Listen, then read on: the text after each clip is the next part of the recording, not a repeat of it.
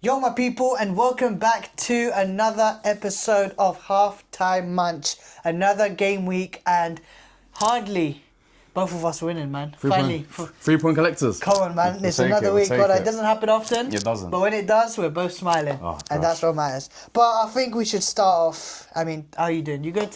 Good week? I'm alright, man. Yeah, just, tired as you always are, but, We're not tired of winning. No, and definitely, no, I'll never get tired of winning. I need it the most. But speaking of winning, I think there's only right to start with a big win this weekend. Well, before that, like, comment, subscribe. Come on. Obviously, subscribe to the channel. We're trying to grow. Follow his socials, follow my socials, and back to you. Yes, a big win in London. It's at Stamford Bridge. Chelsea clutch against the reigning champions Liverpool. Chelsea 2, Liverpool 1. Yes. And I can't lie. Aye, big win for you guys. Very, very, very big win for us. And I can't lie, this is a bit of a statement towards Liverpool because, Chelsea, look, we may lose to smaller teams like United, but when it comes to the bigger teams, we do turn up and, Fine, take okay. the results. Okay, no. Just one little shot that I've got. You won today, so I can't really get onto you. Fine. Let's talk about the game. I think. Let me just give my opinion on the lineup because I can't lie. I was very surprised with Maresca. Yeah. So obviously, if those who don't follow Chelsea that well, we were 5 centre backs down at this point. Let me just say the centre backs, Yeah. So you have Colwell ACL out for the year. Tostin's out until mid-October. Obviously, your boy Chalobah's suspended. Fofana concussions out until mid-October. And yeah, so not great. Not great. And obviously, Palmer not there. Andre Santos injured. Isugo, Delap injured. So already we have taken a huge knock when it comes to injuries. But the thing is, look, I'm going to be so real. Injuries are going to happen. Injuries are going to come and go. Mm-hmm. But the issue is when your big players aren't there, obviously there's a lot of question marks. And especially with Chelsea, because obviously we evolve around Cole Palmer when it comes to creativity. Yeah. I think there's a huge gap between Cole Palmer and the second most creative player. Who do you say it is? You know what? Like, Do you know what? I'll be so real with you. In terms of creativity, when Esteval's on the pitch, I swear to God, this guy, as soon as he does the signature cut in, 100%. It's either a goal or it's going to be a goal. That's the thing. So for me, I'll give it to him. But the only issue is he doesn't play as much. Yeah. So when his conversion of creativity is high, but because it doesn't happen often, I can't say he's our most creative, after Palmer. But I'll give it to him anyways. But obviously, like I said, Maresca starting off with a Chempong and Badisho at the back, which is all we had at that time, pretty much. Hato on the bench, which I'm not surprised because he's been a bit shaky. Obviously, he started off, a game, 2 games. So let's be real, he hasn't really settled in. He's still young. I don't rate him, apparently. So. Apparently, don't rate him as much. Trying to send him on loan, but we forget about that. I don't do that. Anyways, Reece James, Cucurella alongside them, so a lot of experience there. And then in front of them in the midfield, which I can't lie, this surprised me. Gusto in the midfield next to Caicedo. Yeah. Now, I can't lie, I thought it was Reece James playing in DM. And I was like, again, why is Maresca playing Reece James in DM? But when it came to the actual lineup during the game, I was like, hold on, Gusto's playing in midfield, which is very rogue because I can't lie. I only see him as a right back. That's the thing, and a lot of people say that obviously his weakness is going into midfield. Yes. So the fact that he's starting in midfield, this was a ballsy move. I can't lie, from Maresca, especially against the Liverpool team. And let me quickly finish off the Chelsea lineup. Obviously, we had Neto on the right, Garnacho on the left, Fernandes in front of Gusto and Caicedo, and we had João Pedro up front. Now, obviously, Esteval not starting. Lavia, who we were told, has a couple minutes in him, didn't start either. So we were like, hold up, what is Maresca doing? And then you look at Liverpool's lineup, obviously, again, might not be their favourite lineup, but a strong one nonetheless. I mean, they're still an insane team, let's be real. Exactly. You got Mamardashvili in goal, who, let's be real, it doesn't really make a difference when it's him or Alisson. Yeah, he's still class. They're still very good goalkeepers. Then you've got Conor Bradley right back, Konate, Van Dijk, Kirkes. In front of them, you've got McAllister and Gravenberch. On the left, you've got Gakpo. On the right, you've got Salah, Szoboszlai, and then Isak up front. Yeah. When I saw Isak up front, I'll be honest with you, I was kind of shook. Really? Because Badiashile and a Chempong. Fine. I thought against the defence, I see why. Before the game kicked off, I was like, Isak, if I was you I will stick to Josh Achempong, and any mistake he makes, onto him. Yeah. But I can't lie, roles were reversed. Josh said, you know what, Uno reverse. I'm going to be on to Bro, you. Yeah. I'm going to be on to you. And Isak didn't even have a sniff. Yeah. He got an assist later on, but I'll be real, it was a dumb assist. I mean, listen, if you just look at what he did this game, he got 1 assist, but apart from that... Even the assist, it was a touchdown and then... Yeah, I mean, he didn't really mean it. Yeah. I mean, like, no shots, like, 1 shot off target, like, it wasn't great for him, so... Yeah, but obviously starting off with the first goal, it took about 10 minutes for Chelsea to get into the game. And then after that, I'll be so real, Liverpool couldn't even sniff the ball. Chelsea, we were all over them, but then in my head, I was like, we can definitely get a result with Liverpool. However, I've seen this all before. Yeah. Similar how you say with United, like, you know, you have a great first half. Yeah. Second half, you know you're going to crumble. Yeah. Chelsea is similar in the sense where we'll have possession, we'll dominate a team, but we won't finish the clear-cut chances. Yeah. That would be so real. We didn't have that many clear-cut chances. But the guy to start scoring, Hey. I mean, turned in midfield, looked up, saw top bins, said, you know what? Smash. And he smashed that, top bins. Mamedashvili, you could throw Courtois in goal, you could throw Donnarumma in goal. No one's saving that. Yeah, I mean, obviously, the guy was Caicedo. Yep. Great goal from him. I mean, listen, let's just talk about the goal real quick, because obviously, there's a lot of memes flying around on social media. Van Dijk, I mean, apparently was defending with his aura, allegedly. Yeah, aura defending. Yeah, I mean, like, he just completely stayed away from Caicedo for some reason. I think I heard, like, it looked like Caicedo, he was faking the shot to obviously bait the people in, but when he faked the shot, no one was pushing him. Yeah. So you just thought... He said, you know what? Yeah, I'm just going to hit it. So, like, hit it and listen... And that's his 3rd goal of the season, by the way. I think people are sort of, you know, I feel like if you, obviously you do this to just rattle me, or try to rattle me, let's put it that way. But I feel like there are genuinely football fans that look at Caicedo and still call him a shin kicker. Like, genuinely, I think that is just such a stupid excuse to downplay Caicedo. No, I will say this, right? Caicedo, I think this week, is, I don't know, there's been a lot more conversation about Caicedo in terms of like his standing in midfielders in the Premier League. I mean, listen, if you're talking about defensive midfielders right now, I mean, listen, there was 2 of the best in the league on that pitch, and obviously one came out on top, and that guy's Caicedo. And the thing is, and this is no disrespect to Gravenberch, because he's an unbelievable player. But I'm sorry, one has to be the best, and for me, it's Caicedo. Genuinely, like this guy. At this moment, I know people like to talk about Cole Palmer being our best player because obviously he's there when the outlets are there. Exactly. He's there scoring, he's there assisting, he's there doing the magic. But let's be real, when you're watching 90 minutes, Caicedo, I think someone said it, which obviously a little bit of a stretch, but like, people are saying, oh, he's a bit of Lampard, he's a bit of Kante, which obviously I do understand it in this aspect-wise, not quite literally. It doesn't mean that he's a better player than both of them, but in terms of, bro, he can go forward, he can get the goals, he can run left, right, and centre like Kante does. I think what it is now is, I think I've kind of opened my eyes as well a bit to it, is the fact that I was not convinced, but I was really like, I was kind of like firm on the fact that he's a defensive midfielder. Right, and it was a bit like Rice early on in his career, where everyone thought he was just a DM. The moment he started making chances, scoring, then people saw him as more of an 8. Obviously, I still class Caicedo as a 6, but the fact that he has that and the fact that he has that in his locker, I think now a lot of people are seeing the fact that obviously he could be more than just a shin kicker, as people would say, right? So definitely. But yeah, no, I can't lie. Caicedo was incredible this game. Like, this was the turning point for the media. Like, we've been screaming as Chelsea fans. We've been screaming as Chelsea fans, like, Caicedo is that guy. No one on the big media, let's call it Sky Sports, TNT, whatever, they weren't saying the same thing. Now they've seen it against the reigning champions.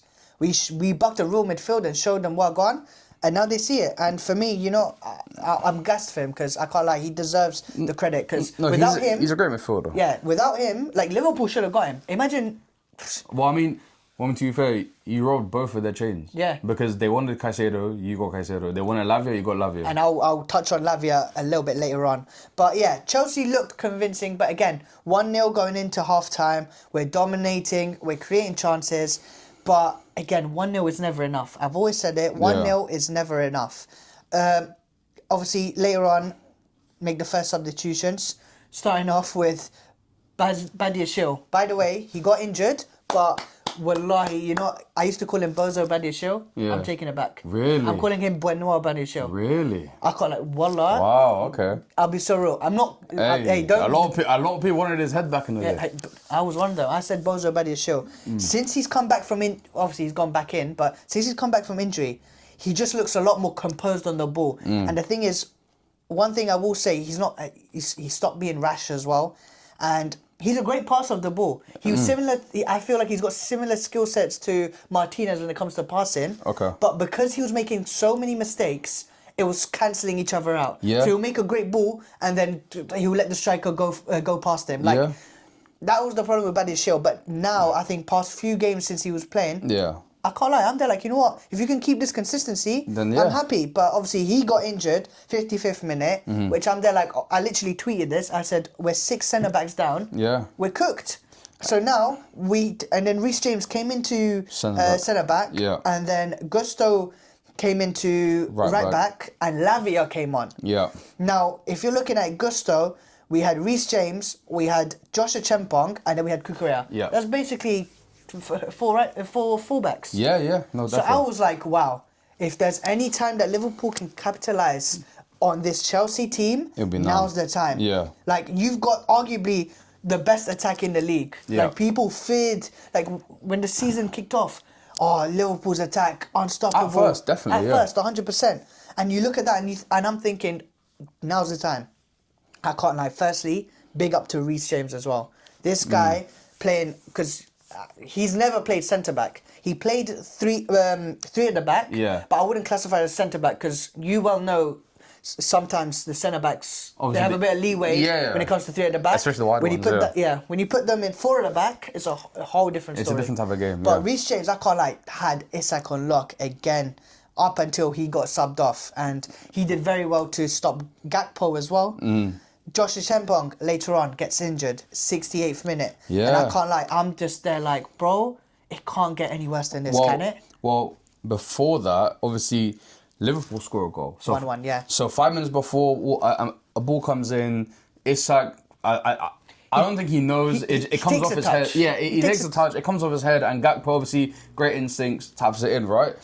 And then, obviously, after that, that's when Chempong gets injured. And then, I'm assuming, obviously, from an outside point of view, you must be stressed because now you've lost 2 of your centre-backs in one game, right? Then... And we've got no centre-backs apart from now Hato comes in. Hato is not that experienced against this strong Liverpool team, theoretically.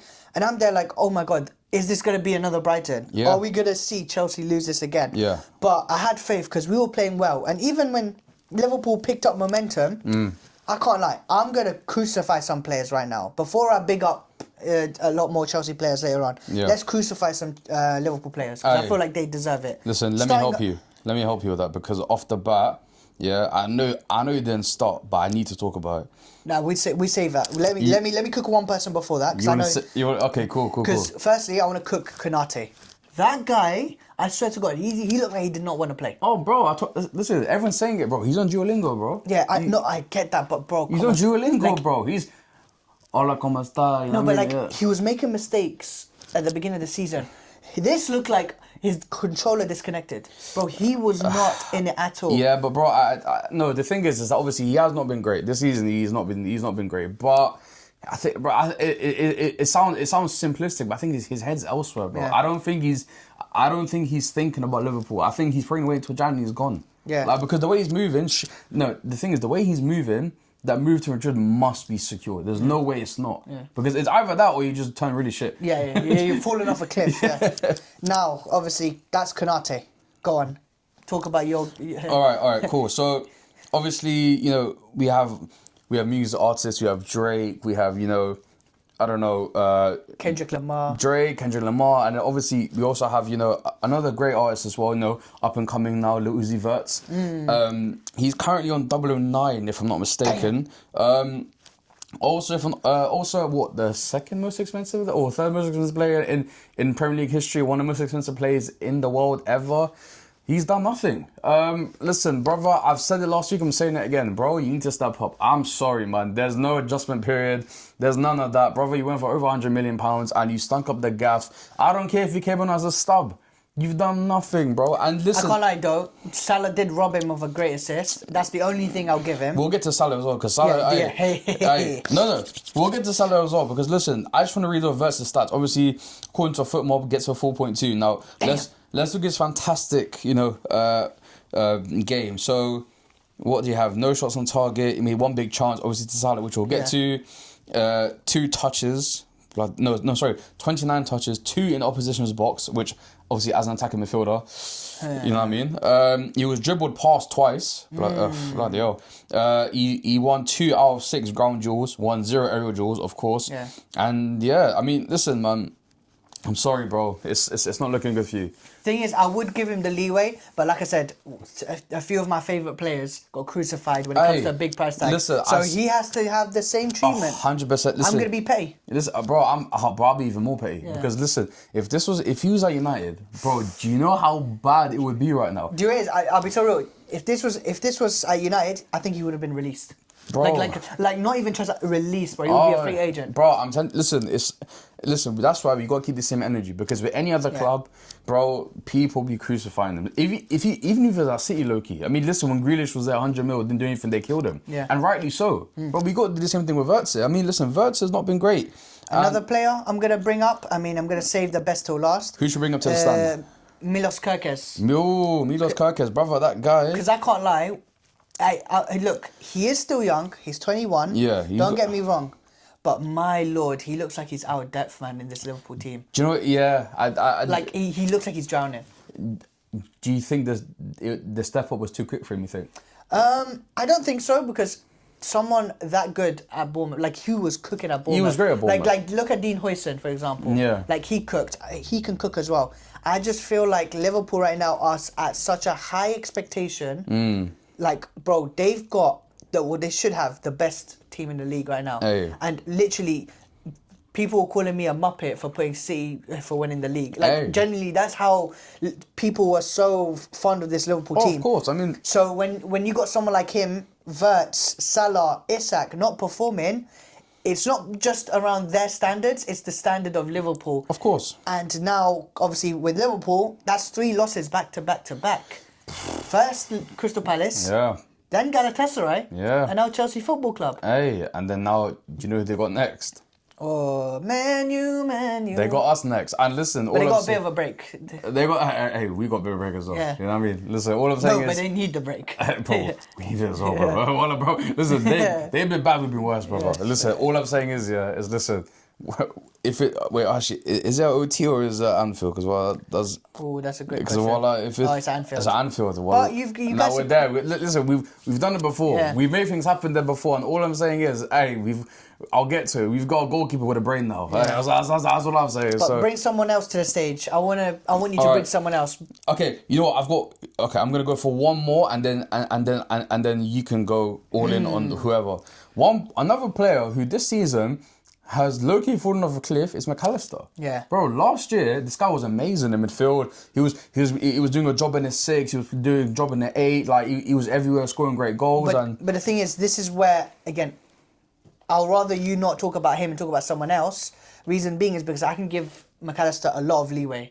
Like, this guy, like you said, was running left, right, centre, doing so much. You got to bear in mind, like, last season, Salah wasn't doing the high pressing, but it was Szoboszlai and McAllister running in behind, doing all the running for Salah. Yeah. And now, I feel like we're sort of seeing him, you know, when it was like Pedri towards the end of his sort of tenure of like 300 million games in a row. Like Saka vibes as well. Yeah, Saka vibes as well. I feel like we're seeing that now. And you're seeing sort of a tired McAllister. Yeah. So I can give him that bit of leeway. So I'm a claim him not guilty, but I do understand he has fallen off a cliff and he just looks off. Yeah, he does look off. And But you know, like, before we talk about that guy, okay, who else you want to go let's for? go to number 9.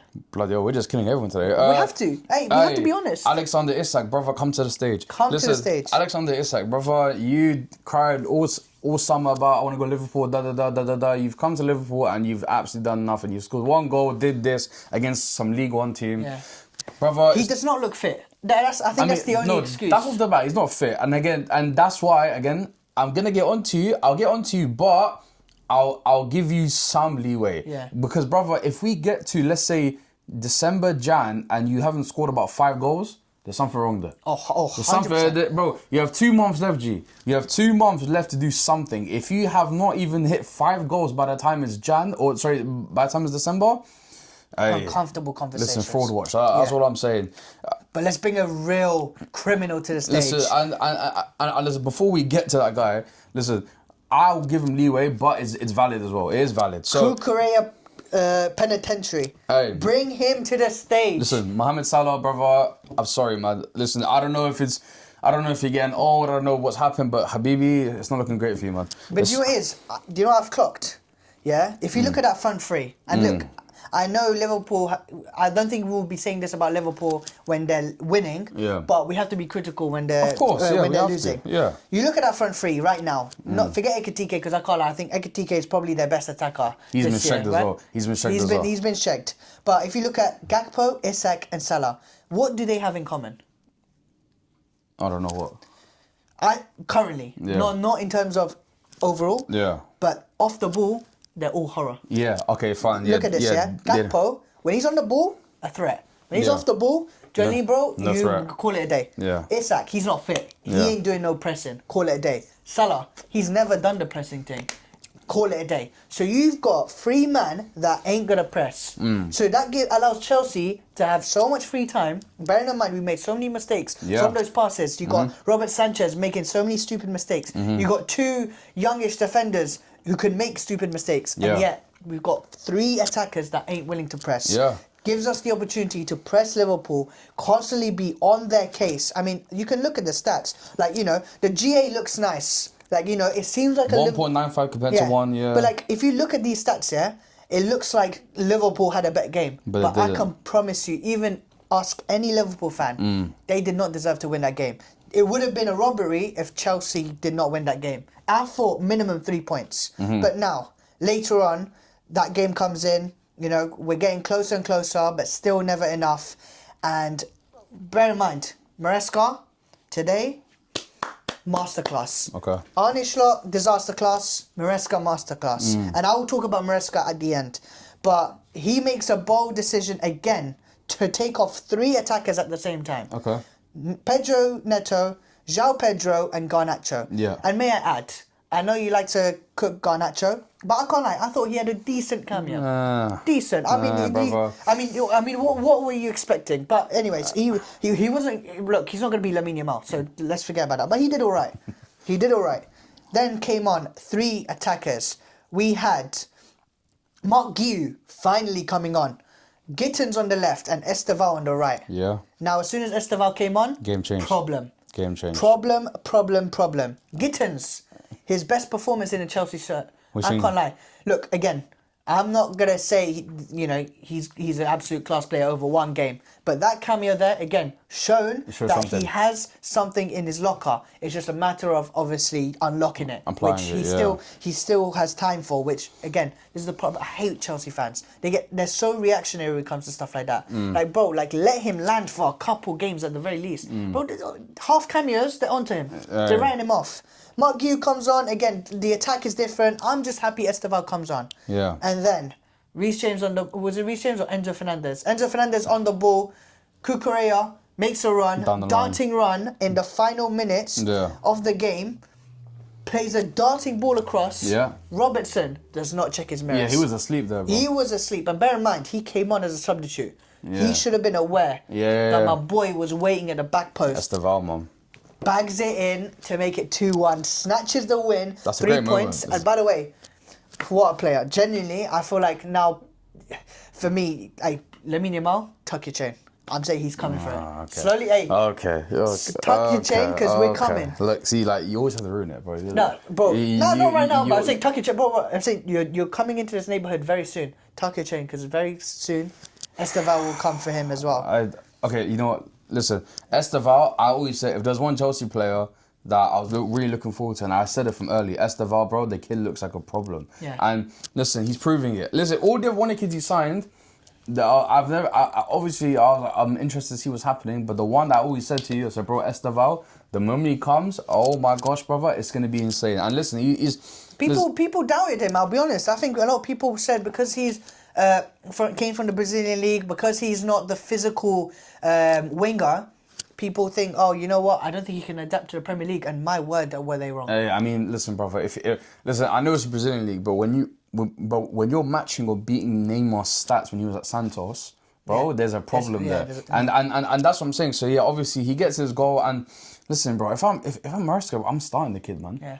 But then at the same I'm time, starting the kid, man. This is where, again, I would love to see him every week. Don't get me wrong. But this is where I also have that thing where I don't want him to just be thrown in the deep end. Because right now, that's what it is. Like, bro, like we are right now. When you're looking at Chelsea's attack, bro, like we're screaming for him. No, like, do you get what I mean? But now, imagine if he starts every week and he doesn't perform. Yeah. Then there'll be a lot of eyes on him. But what I will say is, obviously, you mentioned Lamine Yamal, right? Yeah. Hide the chain, all that. They're the same age now, and obviously Lamine Yamal. No, of course, it's levels. I know, but I'm just saying that. Listen, if you think he's a player that you think he is, right? I think you might have to throw him in deep end, because listen, I think the same way. I think this kid could go this kid could go right to the very top. Yeah. Like, do you know what I mean? Like he can really do it. You know what I mean? So listen. But the only thing is, I think the lucky thing is with Lamine Yamal, there's not many eyes on him when he's having a stinker.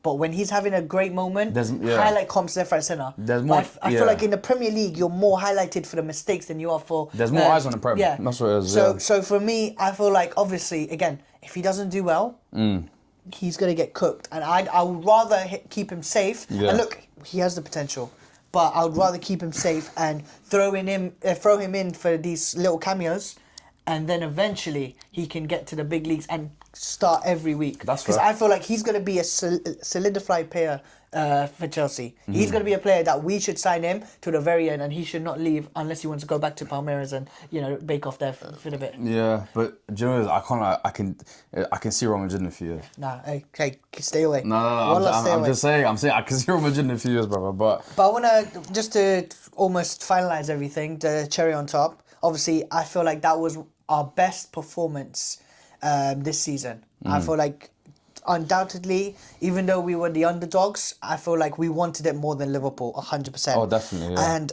I want to give final credits and also shout outs to all the pussios at home, all the Chelsea fans that genuinely went Maresca out. Wallah, the most reactionary bastards on planet Earth. Because I'll be real, yeah? I can understand United fans. You guys have been suffering for 13 years, yeah? You've given Almiron one season and a bit. I can understand why, for example, Lias, he says, I've seen enough of him. I want him out, regardless if he wins or loses. yeah, With Maresca, first season he's come in. He's given us, and this is not due to his fault, he's given us the Conference League, the competition that we won in Europe, and he's also given us the Club World Cup, which again, everyone doubted us. and top four. And also top four as well, which again, everyone doubted us. So now, because of a couple losses, because of a couple substitutions, and there's context to it, I wasn't happy with the substitutions. You saw me, I was fuming. I can see that. But I'm not going to now go Maresca out because of the situation. Yeah.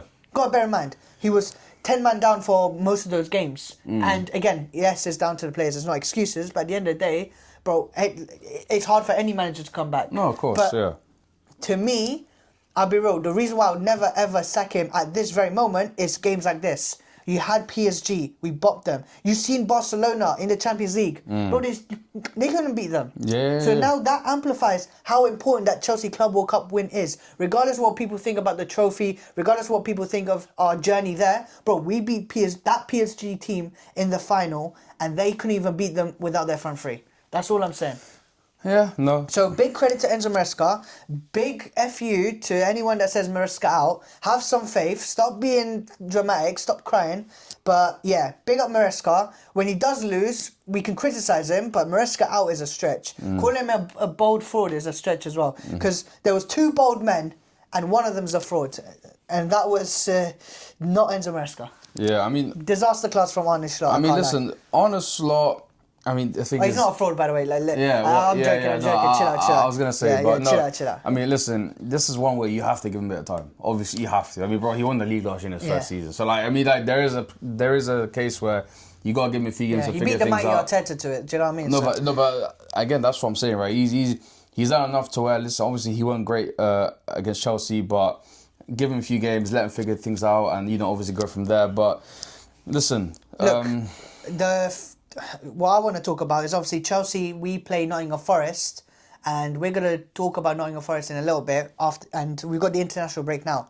But Liverpool have Manchester United, so I feel like it's the best way to talk about Manchester United's win against Sunderland. yeah, hey, I mean, By the way, I want to do a bit of talking on this game because there's a few things that I want to address about Manchester United. But Alright, go I'll on. let you take the floor and then I'll interject when I need to. fine. I mean, obviously, Man Utd versus Sunderland. I mean, everyone saw this as a do or die game for Amarim. I mean, everyone said that obviously if we lost against Sunderland, he was gone. I mean, those are all the kind of reports. Yeah, and again, interjecting. Yeah, I want to ask you because listening to Lias, he was saying that regardless of Almarim's win or loss, one game doesn't defy him. Of course. We've seen enough from him for him to judge and say Almarim out. Yeah. What is your stance on that? I Just mean, very quickly. I mean, to be fair, I still don't think he's going to do it. I mean, I still think he'll probably get sacked because, yes, obviously we'll get to the game. It was a good performance against Sunderland, but again, context involved, they just got promoted. Obviously, they had a good start to the season, but if you look at their team, man to man on paper, we have a better team than them, right? So again, this shouldn't be too surprising, the fact that we beat Sunderland. I mean, keep in mind, right? Our wins this season, we beat Burnley, newly promoted. We beat Sunderland, newly promoted. Again, we beat you guys again in terms of certain circumstances. But may I add, Ruben Almarim has his 7th win in last 7 months, and all 7 wins were against 10 men or promoted/relegated sides. no, exactly, and that's my point, right? Obviously, I'll get into the game. It was a good performance. I mean, let's start with the lineup. Obviously, in goal, that's the biggest thing, right? Send Lamens. I mean, obviously, we bring in a goalkeeper who has a brain. Now, again, I'm not saying he's an ex-Courtois. I'm not saying any of that. But the fact that he's a competent goalkeeper and the fact that he uses his brain and the fact that he can catch a cross without him fumbling it, listen, we're crying out for that. I mean, bro, when he caught the ball from across, man celebrated like it was a goal. They said he went way. Yeah. It's mad because, listen, we've been suffering. Like, we haven't had a proper goalkeeper in about 7-8 years. Yeah, right? Since De Gea, but even then De Gea towards the end. Exactly, and obviously, exactly, because Prime De Gea was about 10 years ago at this point. Yeah. Like, it was a while since we had Prime De Gea. So after that, listen, we've had a bad time with goalkeepers, and now we've got a keeper who, again, first game, but got man of the match and played well. Right, back three we have Euro, De Ligt, Shaw. I mean, listen, I'm gonna just quickly talk about De Ligt. I mean, again, another great performance from him. I mean, listen, he's continuing to show why he's been one of the best performing defenders in the league. I mean, he's been class essentially. Obviously, Euro comes back now. I mean, I don't know what happened to him. He was dropped for a few games. He comes back. What a surprise! We keep a clean sheet. Shaw on the left. I mean, again, got no choice to. Yeah, I mean, to be fair, I mean, wasn't Martinez is still out? I mean, like, we have to play him at that point anyway, so that's fine. Obviously, we go into the midfield. You got Ahmed on the right, Casemiro, Bruno, and Dallo. I mean, again, there's not much we can really do there. Casemiro and Bruno, I mean, it is what it is. I mean, obviously, I hate that midfield, but we have no option there. Ahmed had a better game, which I'll get to, and Dallo, I mean, he was the worst United player. I mean, listen, Dallo's not a wing back. I mean, it's just as simple as he's not a wing back. He don't have the IQ for wing back. He don't have the ability to play there. I mean, it is what it is.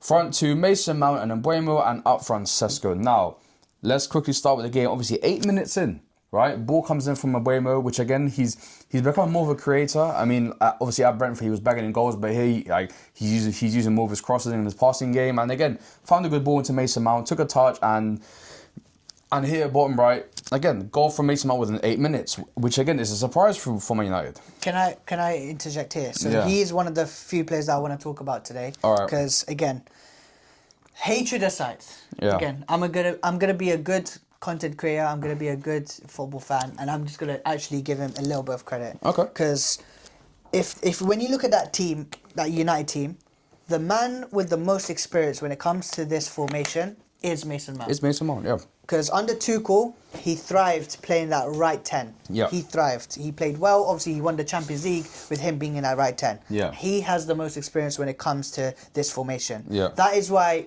Ruben Amorim trusts him the most, and that's why my United fans will see him start a lot. Yeah. Now, the issue that, obviously, like I said, bias aside, the issue with Mason Mount is that, unfortunately, as United tenure, he hasn't been able to keep fit. No. So, for example, when he does start, you only see a few games where he starts because he doesn't play. And when he does play, he actually puts in a better performance than most Man United players. Yeah. So today showed it as well.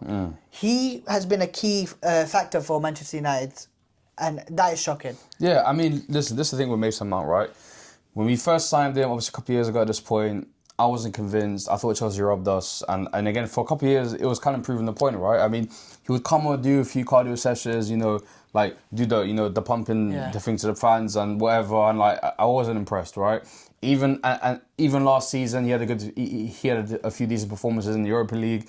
Again, I still wasn't convinced. Now, this season, it looks like he's putting it all together, right? It looks like he looks like the £60 million that we paid you guys for, right? It looks like he's doing something. So again, I'm not going to say that, he's the best player in the world.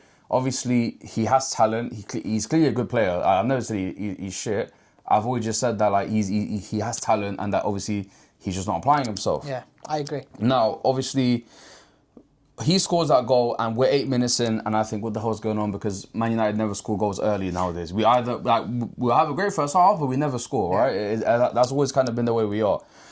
And yeah, I mean, listen, about 25 minutes later, listen, 2-2 for Benjamin Sesko. Again, a striker's finish, comes in from a corner, taps it in.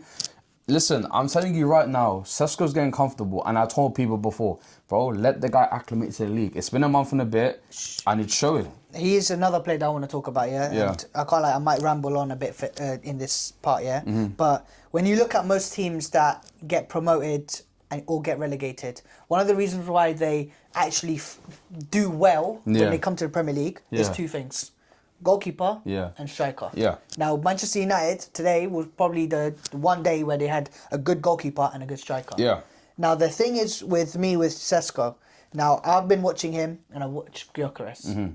And for me, bias aside, I genuinely see more out of Sesko than I do with Gyökeres. Yeah. The only issue I have with Sesko is the fact that I think, personally, I don't know if you agree with this, I think Manchester United or Ruben Amorim utilises him wrong. Yeah. In the sense where he is a more in-behind striker. He's tall, he's quick, he can finish. Yeah. But I feel like you're using him like you are Fellaini. Like as in, get that head and just tap, lay it off to Mbeumo, lay it off to Cunha, lay it off to thing. You're not utilising him at his best. Yeah. If that makes sense. 100%. If Bruno plays an over-the-top ball, Sesko's getting to that, if he did that. Yeah. But I feel like, obviously, again, like you're saying, he's settling in, he's doing well, but again, we still haven't seen the best of him. No. I don't think so. No, and again, that's the thing, right? With Sesko, as I mentioned, we don't cross the ball as much as we should, right? And again, you can blame the wing backs for not being able to cross, but we don't cross as much. And again, yes, we don't use his transition pace. Yeah. The guy, for him being 6'5", he's rapid. Like he's physically, he's like Haaland in the sense where he's might not be, he's a unit, right? He's tall, he's strong, like he's fast, like he's got all that physical attributes. I think right now, as I said, we're using him more as like a link-up man, right? Yeah. He gets the ball, lays it off, which I think is wrong, but again, it's somewhat working. And that's the thing, it's somewhat working at this point. And again, that's what I'm saying. I'm gonna give him time because again, his game is still developing. I mean, keep in mind, he's only 22, right? He's still young in his career. And again, a lot of strikers don't figure out their full game until they're in their mid-20s. So again, the fact that he's 22 and but I'm gonna be so real. Hate on Sesko and these sort of players. I feel like it's just forced hate from rivals. No, of course. I'll be so real. Bias aside, I don't think there's any reason to hate on Sesko. Firstly, he's joined the United team that is probably one of its worst times ever. 100%, yeah. Secondly, he's young. Thirdly, he didn't cost that much. You got to bear in mind, it's a lot of money, but it's still, based off the market, it's not that much. Yeah, considering other players. Mm-hmm. So why not give him time? Why does he have to perform straight away like he's joined Arsenal, like he's joined Man City, like he's joined Liverpool? Bro, give this brother time. And for me, like I said, I've seen enough from him. This guy wins aerial duels like it's nothing. Yeah. The only thing is he doesn't have at the moment, I don't know if this is a permanent thing or a temporary thing. Mm-hmm. I just feel like the 10s at the moment with Mbeumo, Mason Mount or Cunha on helping him in terms of when he does flick it on, they're not getting at the end of it. That's where I feel like when you look at, for example, when you look at his stats here. Yeah. So obviously aerial duels one. Let's have a look.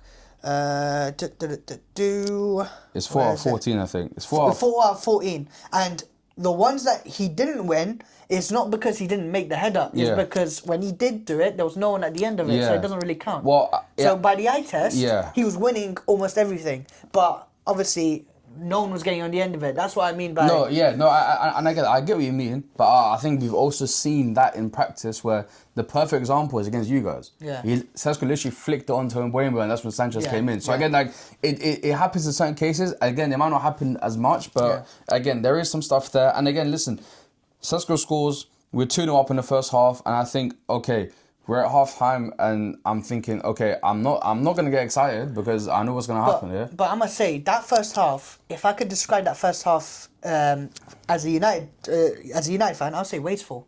Bro, you guys could have been 4-5. Oh yeah, no, we had a lot of chances. Which is typical United. No, and again, as I say, we always do that, right? Like, I mean, look, first half we had 9 shots, 5 on target. Like we definitely could have scored more, but I think. Again, that's Stand United. We don't really put away our chances. I think that's because the thing is, there's a lot of these talks about, but is Amman really that bad? Like, look at his XG and chances created. Yeah, that's all well and good. If you don't score it, bro, it don't mean anything. So yeah, and that's the thing. We get into the second half, and I'm thinking, okay, this is where we fall apart, right? Because we're 2-0 up, but I can easily see them scoring 3 goals in the second half. I wouldn't doubt it. But the second half, Sen Lamens made a good few saves. I mean. Xhaka has a shot from outside. Again, he saves it. If that's by in there, he's very powering it straight into a striker. So again, off the bat, that's great. I mean, there was a few other bits in the second half where let me see if I can find it. I mean, listen, at that point, Sunderland did have some chances as well in the second half, but there was one, I forgot who it was, who headed it and completely fumbled it. He fumbled the header. But I think, listen, what I will say, I think this is the first time.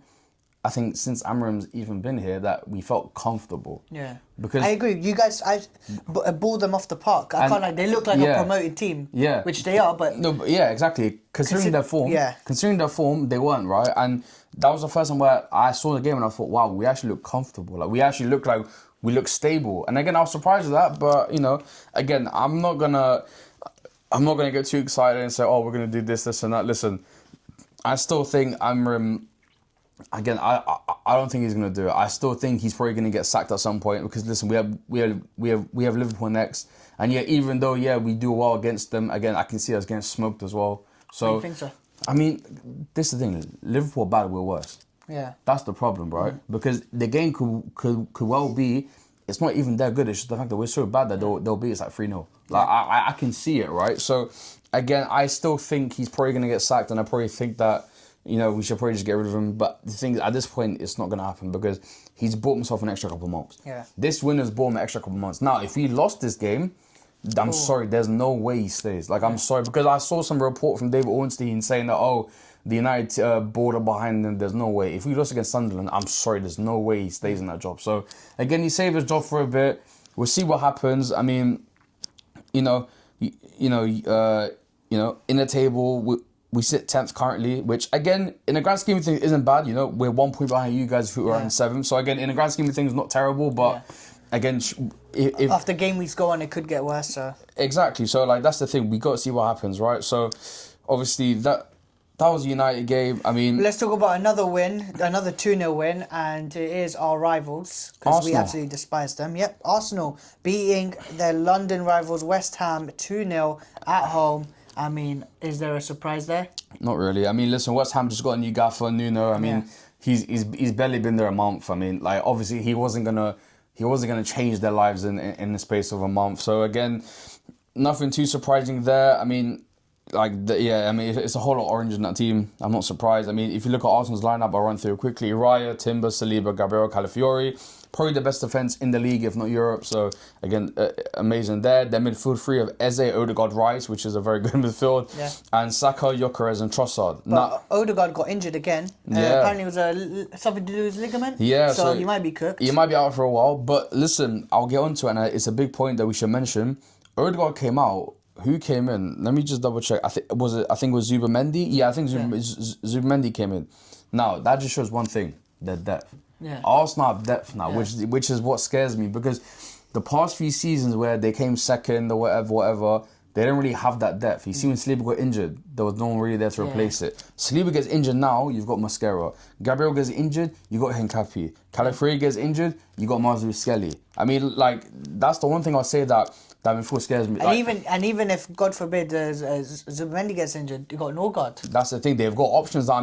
Listen, obviously, we got Gyökeres, which we'll get to, but I mean, say he goes out, there's Havertz. If Saka goes out, there's Madueke. Trossard, you got Martinelli. So, like, that's the thing. Now, Arsenal... Wanyeri, let's not forget Wanyeri. That's the thing, and Arsenal have a squad now, which is what scares me, because the thing is that, listen, regardless of what we say about Arsenal, bro, they're top of the... Yeah, and they're top of the league now. With 7 games in, they're top of the league, and because we won, but at what cost? I mean, bro, and that's the thing, right? Because... Yeah, I don't know, man. They look scary. I mean, listen, let's run through the game real quick. Declan Rice scores against his old club. I mean, again, I'm not surprised. Declan Rice is a good midfielder. I mean, obviously, it was bound to happen. Did he get injured as well? He got injured as well, yes. He came off for Marino, I believe. Yeah. He came off for Marino. And again, shows the depth of Arsenal Football Club, which I can't lie. By the way, I'm going to make this clear. Please make this a clip. I promise you, if there is a way that Arteta flops this season, a'udhu billah, wallahi, he should not be a gaffer next season. Because I can't lie, with this depth, there is no excuse. Yeah. Arne Slot right now is not performing. Pep Guardiola is still figuring things out to a certain degree. Right now, you guys are on your horse and you're thriving. If there's any way you guys fumble this, you guys should just... I say you just start from the Championship and make your way up. Yeah, because... Like, genuinely, this... Like, you can't fumble this, surely. Because the thing is now, I mean, obviously, we're still in October, but if they're top of the league by December, there's no... Like surely not, man. Like, there's no way. One thing I will say is, I was looking at the fixtures from now till when we play Arsenal, which is, I think, the 30th of November. Yeah. Theoretically... I don't see them losing any of those games. Okay, so I mean, let's run through it quickly. They got Fulham, which they should beat. A float in the Champions League. I mean, that's... Yeah, we'll do just Prem. Yeah, okay, fine. So, Fulham, which they should beat. They Crystal Palace, which you could see as a draw potentially. Well, I mean, yeah, Palace might be a bit difficult. Brighton, they should beat. Burnley should beat. Yeah. Sunderland should beat. Spurs, they always beat. And then you guys... Like Chelsea. Yeah, so I see maybe 1 or 2 draws, but wins. Yeah. No losses there. When you look at Chelsea's fixtures, if you go to Chelsea... Let me pop up Chelsea and you see their fixtures... I mean, Chelsea have Forest, which, I mean, and you guys should beat Forest. Sunderland, you should beat. Wolves, you should beat. Spurs, you always beat. Wolves again, you should beat. Burnley, you should beat. Oh yeah, no, Wolves we play EFL. So okay. Yeah, Wolves. Well, yeah, Wolves you should beat anyway. Then you got Burnley you should beat. And we got Arsenal. Now that is where I'm looking at Chelsea and saying, regardless of my hatred for Arsenal, you guys have a good run. For our run. Season, we have a good run, but we need to beat Arsenal. Yeah. Like for me, obviously, I want to win the league, but I don't see us winning the league. Mm-hmm. But if there's any way to stop Arsenal, we have to beat them. Yeah. We're at the bridge, we have to beat them. And we don't have a good record against Arsenal in recent times, and we don't have a good record at Stamford Bridge in recent times. Mm-hmm. So we have to win that game. So, you know, I'm hoping that everyone's back till then, no one's injured, and we are fully fit till then. I made sure that I said to the boys, I said to Trev, wallahi, you have to win that game. I said, I don't care if you're Jehovah. I said, wallahi, you have to win that game. No, I hear that. If you want any chance of getting close to top 4, title charging, winning the league, you have to beat Arsenal. I mean, I think this week was massive for them. I mean, the fact Liverpool lost, that's massive. It's massive for them. So, you know, again, like I said, we won, but at what cost? Yeah. But Arsenal are looking scary. One person that isn't looking scary, may you elaborate? Victor Gyökeres. So let me just say some stats real quick. So obviously, Gyökeres has played... How many games has he played this season? I mean, I don't even know if I can find out. Let me just bear with me real quick. So in 7 games, he's got 3 goals, right? 578 minutes played. Cool. Now, let me just quickly go to my boy Benjamin Sesko. Just give me a second, brother. If you go to Benjamin Sesko, look at his stats for this season. He's played 7 matches. He's got less goals. He's got 2 goals, but he's played about 200 minutes less. Yeah. So he's played about he's come on. So those 7 matches, half those games have been 4 or 5 of them came on as a sub.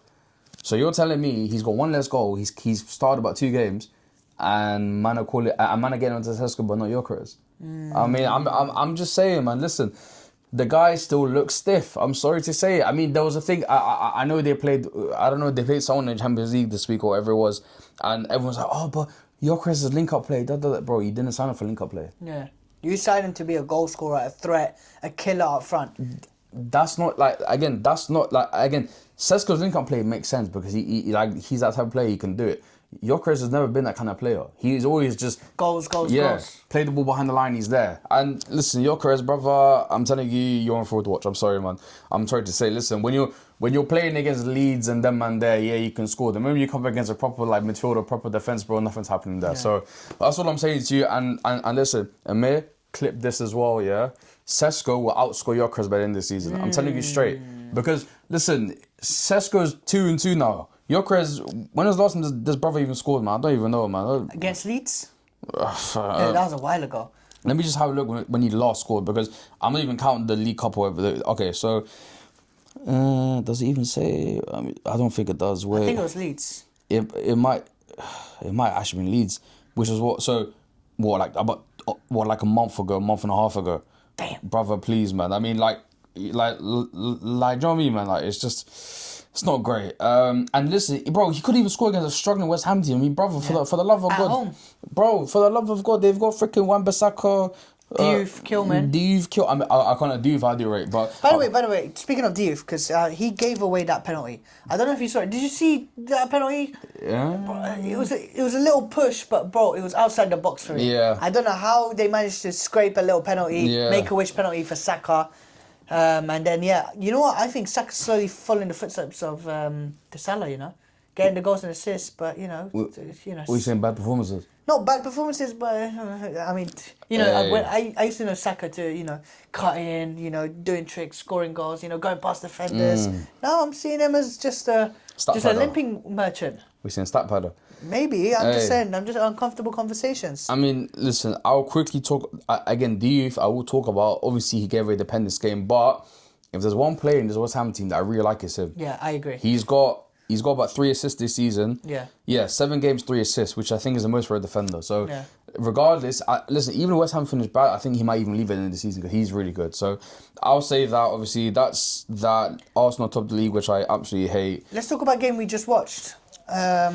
Obviously, Brentford, the team that we thought are going down, loses another game. Wait, hold on. So, Brentford are 16th in the league and they're 3 points behind... They're 3 points ahead of relegation. Wait, hold on. And then Sunderland are 9th place. So you're telling me Sunderland are, 9 places ahead? Interesting. Okay, well, listen, this is what I'm going to say to you. Brentford versus Man City. Let me just carry on. Sorry, I blanked there for a second. But yeah, listen, obviously Brentford came off a big win against us. You know, obviously they're getting excited. I don't know why you got excited. You beat Man United. It's nothing special nowadays. And listen, they came up against a team who actually, you know, kind of know what they're doing, Man City. And listen, they had I say they had a great game. They had a great first half, bit of second half. I mean, let's just say within the first 9 minutes, Erling Haaland scores, which... Inevitable. I mean, if you saw the goal, bro, the ball comes in from Vardy, which, by the way, great pass from him. Haaland, I mean, there's about 2-3 defenders. He just has moved, man. Like, gets out of the way, like, takes defenders out of the picture, slots it in. Haaland's looking dangerous, man. And listen, I mean, brother, how many goals did he score? Because, brother, it's looking very scary. Yeah, look at this, man. 7 games, 9 goals, 1 assist. So he's got 10 GA in 7 games. That's mental. Listen, this guy's fake, man. Haaland's fake. And listen, regardless of what you want to say about City, Haaland will always be there. And that's why I say about game changers. Yeah. City could be bad, Haaland's a game changer. Yeah. So, yeah, man. I mean, that's obviously... They 1-0 up within 9 minutes. After that, it was just pure domination. I don't think Brentford could even get a sniff of anything. No, I mean, you know, they were doing the whole, you know, long throw thing. Yeah. I mean, come on, brother. It'll work against United. It'll work against United. It won't and work. Chelsea. Yeah, I mean, it's not going to work against City. So, But 22 minutes in, the ex-Ballon d'Or winner, Rodri... gets injured again. Brother... Listen, man. I think City rushed him back too early from his injury, and he's catching up with him now. He's playing some games, but he's getting injured. I don't know if He's not looking fit. I don't know if he becomes the same Rodri again, man. We said that was the last of Rodri. No, I mean, listen, I think he'll still be a good player, but I don't think he'll ever get to the heights of what we saw a couple of years ago. I mean, you know... I think that was the criticism with him, is that obviously with Van Dijk, we saw there was a period where we thought he might never come back, and then turns up and becomes the best centre-back in the league, hands down. Yeah. But Rodri, I mean, it's hard to see him come back to his best at the moment, because, again, like you said, City rushed him, and he just keeps getting injured. He just doesn't look fit. No, he doesn't look fit, and yeah, I don't know, man. It's just. But one midfield that has been turning up, that is your boy. We see my boy Reinders. Yeah. Reinders, man, class performance from him. Obviously, he didn't score or assist, but again, you know. I mean, if Rodri's not there, Reinders is. Hey, listen, you know, to take the words of my boy Sana, his performance was good. You know, again, 94% pass accuracy in the game. He, what did he do? Yeah, he almost scored. Almost scored again. On the volley. That was a great chance, actually. I think it was a ball in from Savinho. Hits that first time on the volley. Obviously, great save from Kelleher. But, yeah, man. I mean, listen, 100% long ball accuracy. 5 passes into the final third. I mean, bro, listen, the guy's a class midfielder, man. I mean, that's what I can say. He's yeah, man. Joyce, he might be my favourite midfielder to watch. Like, he might be one of my favourite midfielders watching the Premier, if not the favourite. He's silky on the ball. Like, he's just, yeah, man.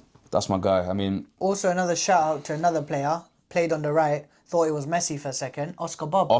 I mean, listen, man. Listen, he obviously did his ACL last year.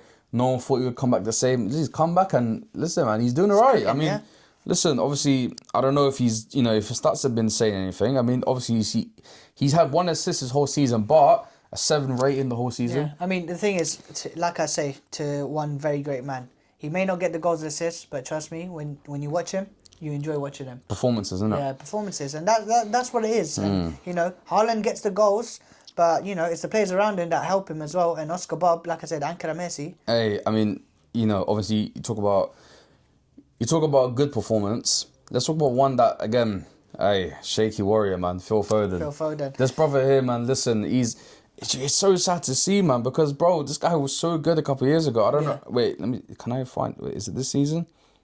It was not that. It was a season... Actually, no, what's the season? Look, the 23-24 season... When they won the league. Yeah, he bagged 19 goals, 8 assists.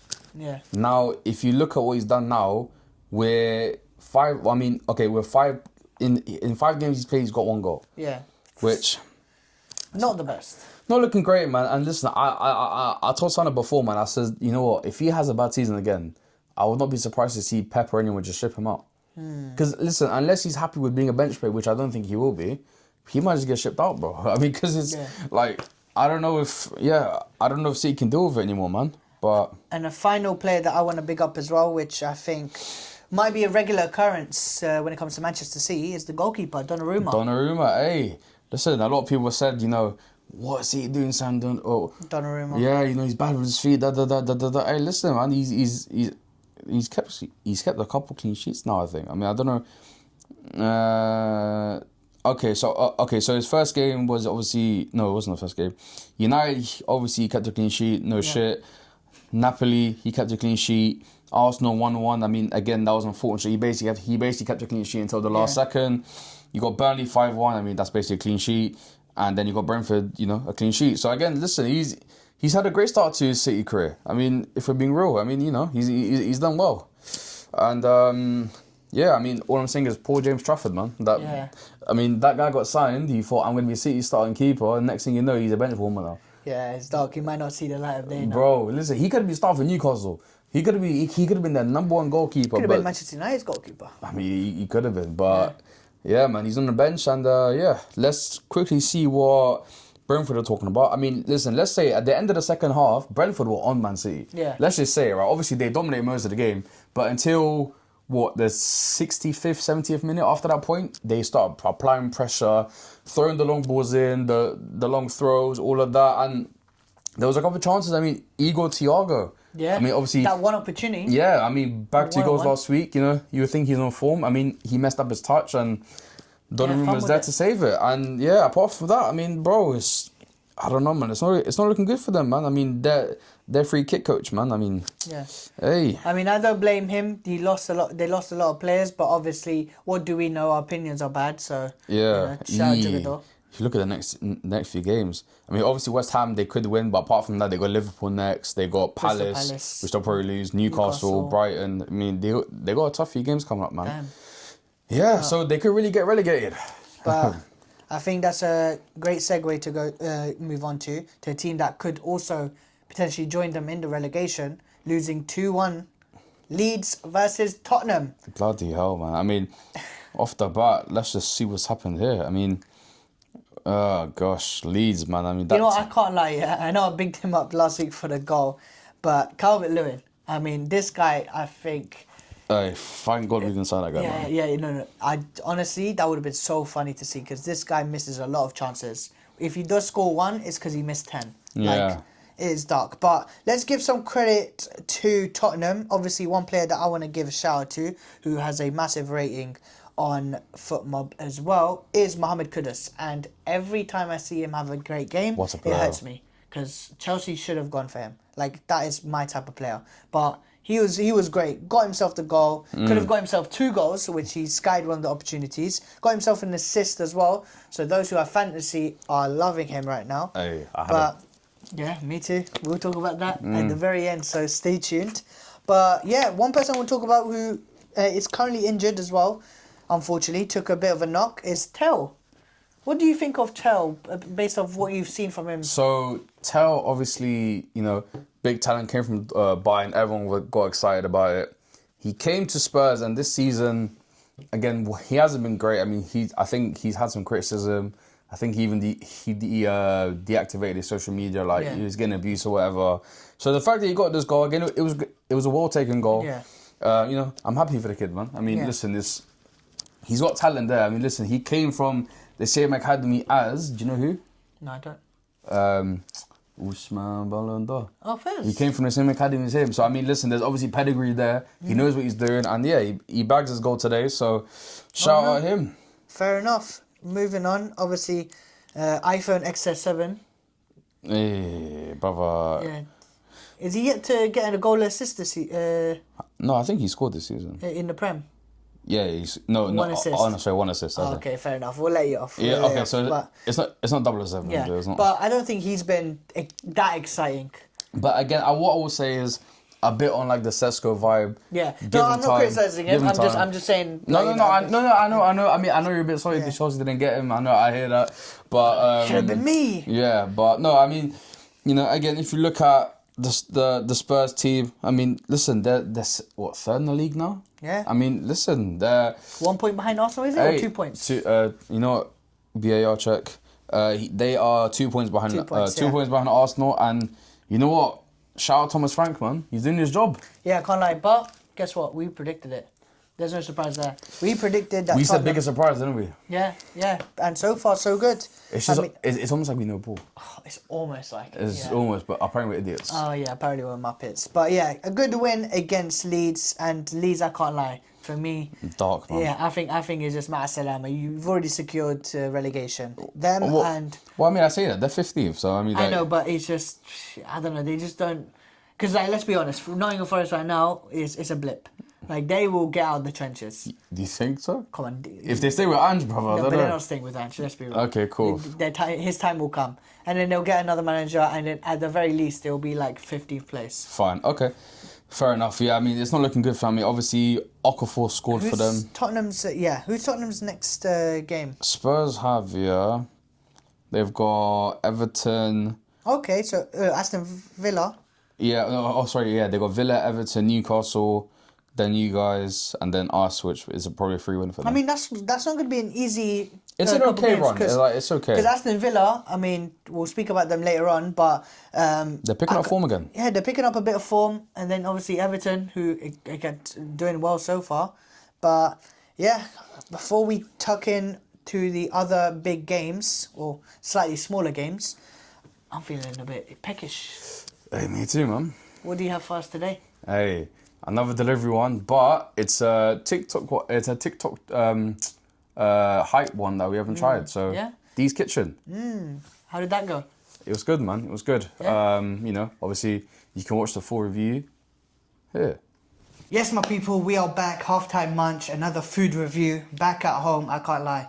We played some clubs, and I think after that club session, all I cooked us. Aye, so while I bop in anywhere, I just wanted to stay at home, man. Yeah, exactly. Yeah. It's another delivery one. I mean, listen, we'll find more spots to go to, but just in terms of time and everything, like obviously this is the best option. But what do we have today? Oh, today we've got, I think, a Somali's finest. Hey, listen. Hey, the people's champ. The people's champ, hey. Listen. If you know, you know. D's Kitchen today. Champions. Listen, it's been overrated. Not overrated. Sorry, it's been highly rated. Yeah. Across social media. That is true. But today we went for something a little bit more out of our comfort zone.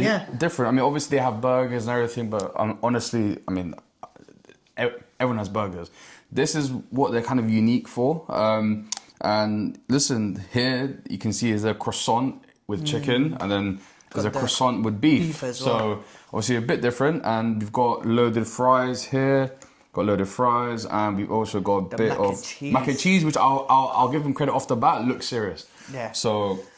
But yeah, should we start off with the sides or the mains? You know, let's go for the burger first. Just get that out of the way. Yeah. So you've got the beef one. What do you think in terms of looks, just generally looking at it? I can't lie, it's technical to pick up what up, but hold on, let me just... Yeah, for you, because it's proper glazed as well. Pause. Okay, hold on. So let me... Okay, while you tried to figure out how to pick up your burger, I'm gonna... Yeah, go on, have a go. Take my first bite, bismillah. God, this is falling apart, okay. I've got it up, let me have a go.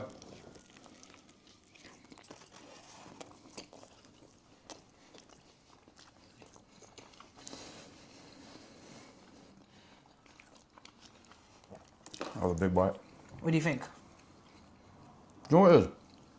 I see what they tried to do. I don't mind it. Yeah. It's not wow, but I see what they tried to do, but is it something that I would go for again? I don't know. I mean, you know what? Have a go at the chicken, because I think the chicken is pretty decent. Because it's a sweetness as well, isn't it? Oh, okay, fair enough. Let me try the beef. Let's try it. Let me see how this goes.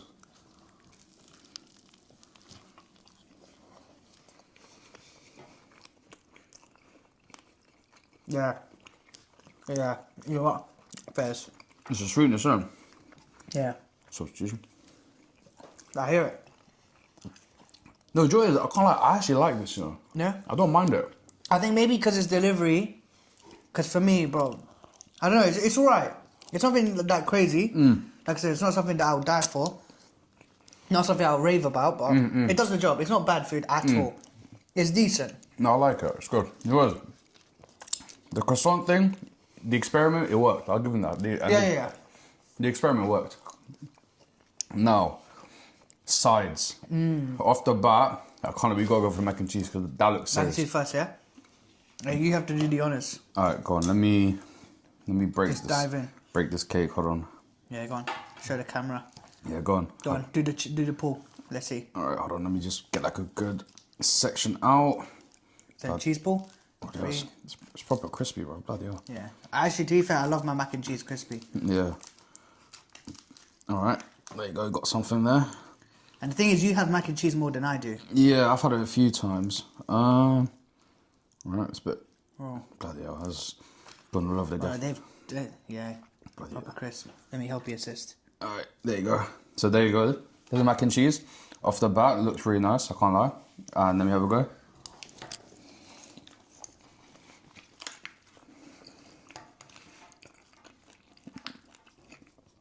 Can't lie, that's good. Yeah? I like it, I can't lie. Let me try. Bismillah. The crispiness, I like the crispiness, man. Joy is as well. It's not that mac and cheese where you feel icky. Like I can't. Like, Yeah. you feel alright to be fair with it. Shall I be honest though, wallah? Go on. Wallahi, my sister makes more or less the same. Like if I gave you my sister's one, you wouldn't be able to tell. I can tell you Deep's kitchen, you'd be like, yeah, fair enough. But I do like it. It's not this. It's generally a compliment. No, it's my sister's mac and cheese. It's good. I can't lie. It is good. Yeah, and I like the crispiness. For me, The crispiness. I hate when it's like too creamy. It's soggy. Yeah. No, I like the consistency. I can't lie. Wallah, it's decent. I like that. Okay. Now, let's go. The fries. Yeah. Let's go to the main event. Obviously, the fries is loaded. You've got the chicken in there. You've got everything in there. Let's have a go. See how this is. Go on, have. Go for the first one. Get a bit of the chicken as well. Right. You're saying chips and Morley's chicken set.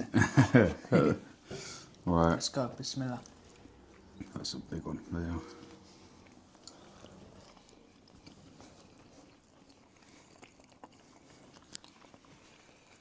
No, I mean, it's alright. Yeah, this one I'm not too impressed with. Like, it's okay. Like, it's I think a bit boring.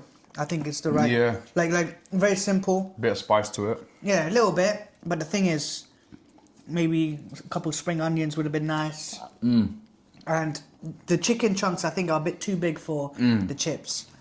Now, bro, like, well, If they're a bit more finer, yeah, then it might be a bit better. But no, I can't lie. It's not bad. taste, yeah. It's But okay. I can't lie. The mac and cheese impressed me. Well, Yeah, it's decent. I can't lie to you. okay, should we start rating? All right, let's start rating it. So let's do appearance first. I think The aesthetics. we gotta say that obviously this is delivery. It'll obviously be different if we get it in person. But what I will say is, obviously the croissant's a bit technical, but obviously due to it being a croissant, I mean, I don't know how you can make it look good. To be fair, mac and cheese, I can't look really good. Chips look good as well. I would give it. I'm thinking either 7.5 or 8. I'm saying one of them two. What would you say? I think I'll go 7.5. 7.5? Like, yeah, because I wasn't overly impressed. Maybe because of delivery, like I said, but yeah, I feel like for me, again, with the loaded fries, if it was just more, the chicken was cut down. I think, if it looked a bit better, because bro, it looked like they just cut tenders in half and just thrown it on top. No, that's fair. I feel like it was rushed. Obviously, the croissant, there's not much you can do with it. Mac and cheese looks excellent. So I feel like the loaded fries did lower the rating just a little bit. No, that's fair. I think 7.5 is fair. Yeah, and now taste.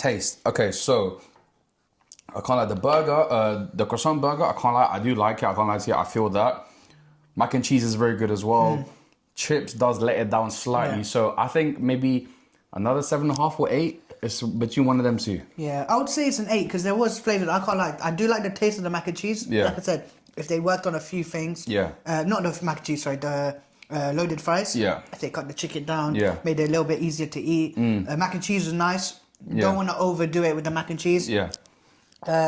Obviously, because it's delivery, I think the smash burger was a bit dry, but that's only because obviously delivery. Yeah. But I like the taste of the chicken as well.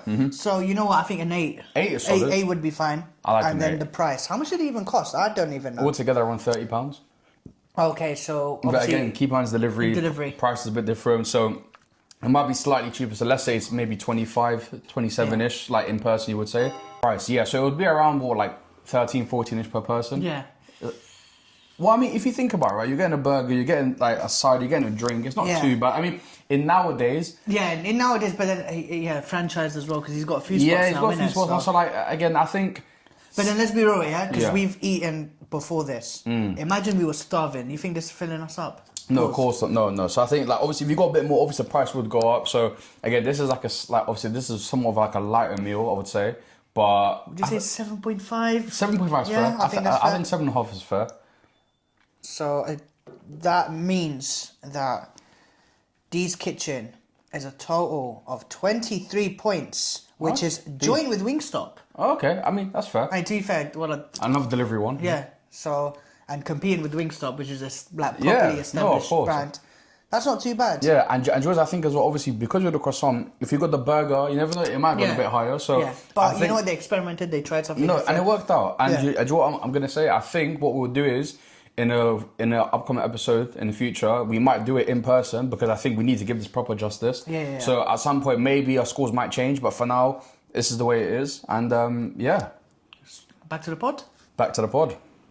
Wow. Obviously, that was Dee's Kitchen. Again, I was surprised by it. It was good. Yeah, I can't lie. It was not too bad.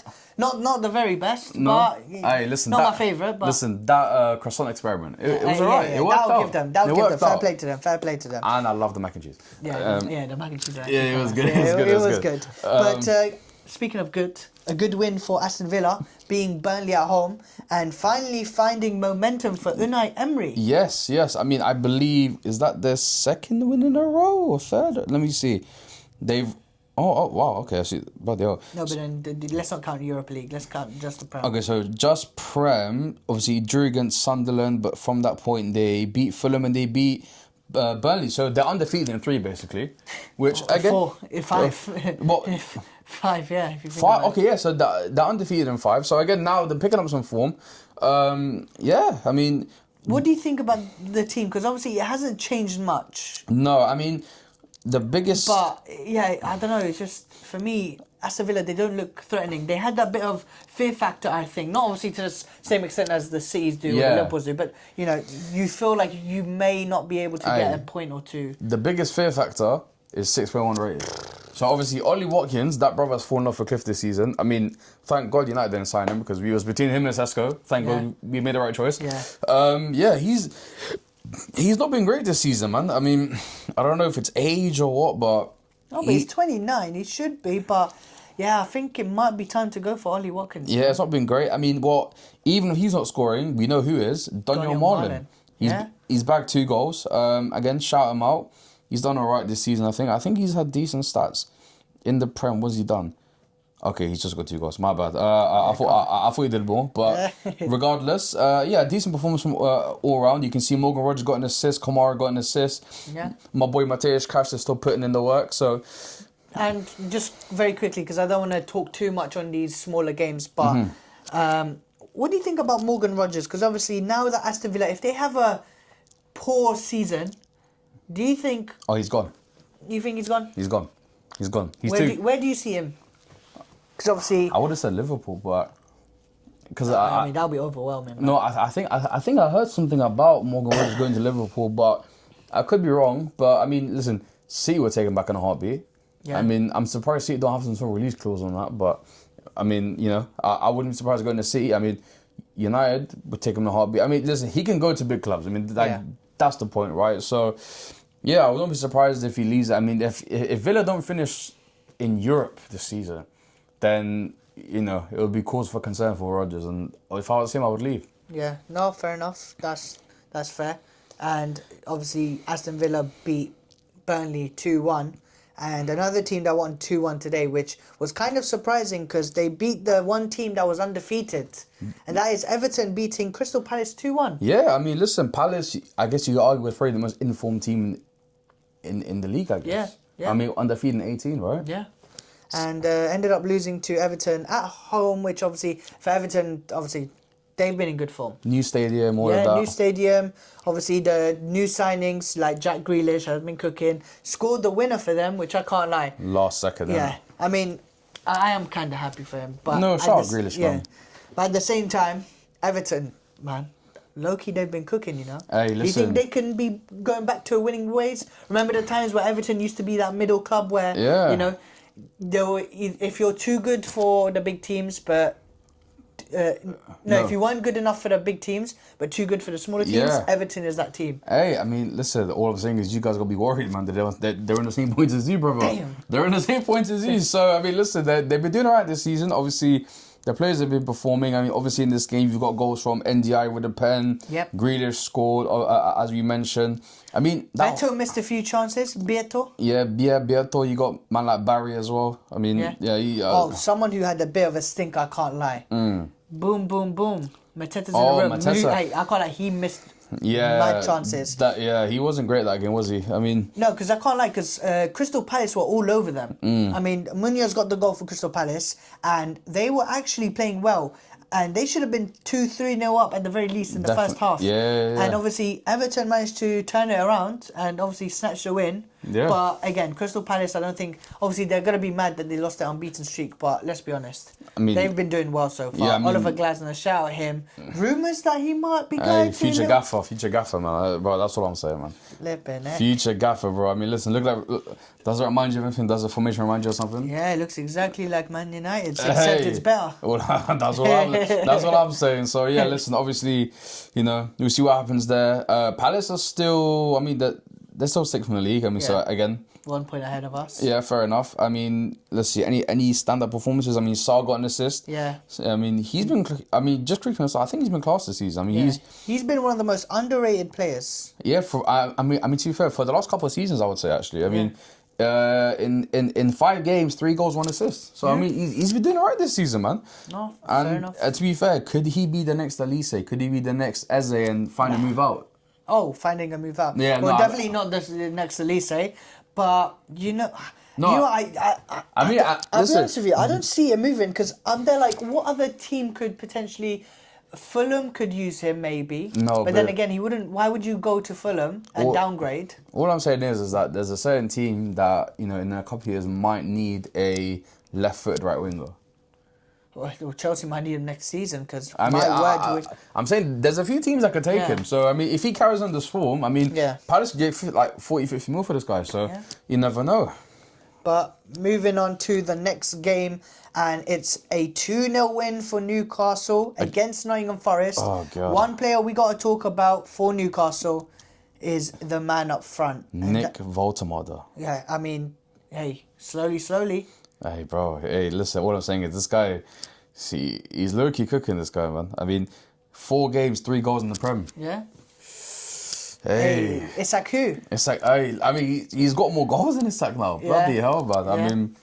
I mean, obviously, we'll get to the rest of the players, but Voltemade, do you think, how many goals do you think Voltemade ends on this season? He's got 3 goals already. Obviously, there's still about 30 games left. Yeah. How many goals do you think he gets by the end of the season? I'm going to be rogue. I'm going to go 13. 13 is a good shout. I think 13 because I don't want... I can see him scoring more goals because obviously he took the penalty today, and I can't lie, what a penalty! Top binsy, showing Bruno Fernandes how it's done. But yeah, I can't lie. Thank you. And the thing is, Voltemade, I know he's what 6'9". How tall is he? 6'7", 6'9". 6'7". Anyways, he's 6'7", but he's not known for getting headers as goals. So if he implements headers as well into his game, using what God's given to him, his frame. I can't lie. He could, and he's a technical player as well. He's techie, bro. He's a techie player. Yeah. Hey, I can't lie. You know what? Newcastle, fair enough. I know a lot of people were like, "Who the hell is that guy?" And I was one of them. I can't lie. I was there like, "Who the hell is Voltemade?" You went from Alexander Isak to a last-minute striker, but fair enough. So far, he's cooking. But I think the big turning point... I mean, fair enough to Newcastle for being Nottingham Forest 2-0. Shout out Bruno Guimaraes with another goal he scored. Yeah, scored a goal. Another great performance. But I think there's only one talking point, and I hope this doesn't happen because we're playing them next. But it is the manager of Nottingham Forest, Ange Postecoglou. This brother here, man. I mean, let me just look at their recent results because bloody hell, man. So... Okay, let's just start from the 31st of August, which I'm assuming is when he came in. Lost 3-0 to West Ham. Lost 3-0 to Arsenal. 3-2 in the cup against Swansea. I think he came... No, first game was Arsenal, to be fair. Okay, fine. Okay, 3-0 Arsenal. 3-2 Swansea in the cup. Knocked out. Yeah, draw against Burnley, which is not great. Then you got draw in the Conference League. Another loss, and another loss. Damn. Ange, brother, let me know. Do you think this guy's gone? Because if he stays, then something's happened there. I'm going to be so real. With Ange Postecoglou, I don't think he's a bad manager. But when you look at the profile with Nottingham Forest and Ange Postecoglou, I said this when he first came in. You've got the team with the lowest depth in terms of how high they press in the league. Yeah. In comparison to the manager who has the highest depth in the league. Yeah. They completely contradict each other. Exactly. So now you've replaced the manager because of your petty little arguments or whatever it may be with a guy that obviously did well at Tottenham, but let's be real, it was shaky because that Europa League saved him. Yeah, of course. So you're getting him in, but at least let him fit the profile of your players and bringing the best out of your players. He has not done that one bit. No. Because when you look at that team on paper, I mean, obviously, look, you got Chris Wood up to no good. Gibbs White, which they kept. Yates, Anderson, Nico Williams. You got Milenkovic, Murillo, who I don't know if he played today. Let's double check. Was he injured? Benched. And so, yeah. You got Hudson-Odoi on the bench as well. You've got Igor Jesus on the bench as well. Hutchinson. And Sells in goal. Like, you can't tell me that this team sits just above the relegation zone. You cannot tell me with the striker that's been unreal last season is now I don't even think he scored. He scored 2 goals this year. Like, it just doesn't make sense. Appoint someone that fits the profile. And for me, I don't know who Nottingham Forest could get after this. You know, The thing is, potentially, go on. and I don't think he will do it. Who? Frankie Lampard, maybe. I mean, he's doing well with Coventry. He's doing well at Coventry, and obviously, last season, Nottingham Forest weren't playing a 3 at the back, right? No. I think this is just now. Yeah, they were forward back and they were like absorbing pressure, hitting teams in the counter. Yeah, I mean, if Lampard could potentially, if he wants to do a job where the expectation is not that high, he could potentially fit that role. Yeah. I mean, it's a rogue shout, but yeah, Ange Postecoglou ain't it. But please, what's my man's name, the owner? Marinakis, please, wallahi, please just keep him for the international break. Have a word with him. Say, if you flop next game, you're out. Save him for Chelsea, please. I can't do another manager bounce back. Please. We need to stay on good form. Okay, well, yeah, that's Forest. I mean, we'll see what happens there. Newcastle obviously on form, but talking about team that's out of form and been out of form for a minute still. But what we'll say is, congrats to them. They got their 2nd point of the season. Wolves versus Brighton. I mean, there's not much to say. I'm not gonna lie to you and say I watched the game because I didn't. But obviously, own goal from Verbruggen. I mean, off the bat, they didn't even score themselves, which says a lot. And then obviously, what the Van Hecker scores in the 86th minute and snatch and grab. Yeah, 1-1. I mean, obviously Brighton mid-table. I mean, you know, they had a decent start to the season. I mean, stole 3 points of us last week. Yeah, stole. They kind of robbed you basically. Yeah. You know, like broke into the house and everything. But yeah, Brighton. I mean, they'll probably end up around 12ish or something like that. You know, we'll see. And Wolves.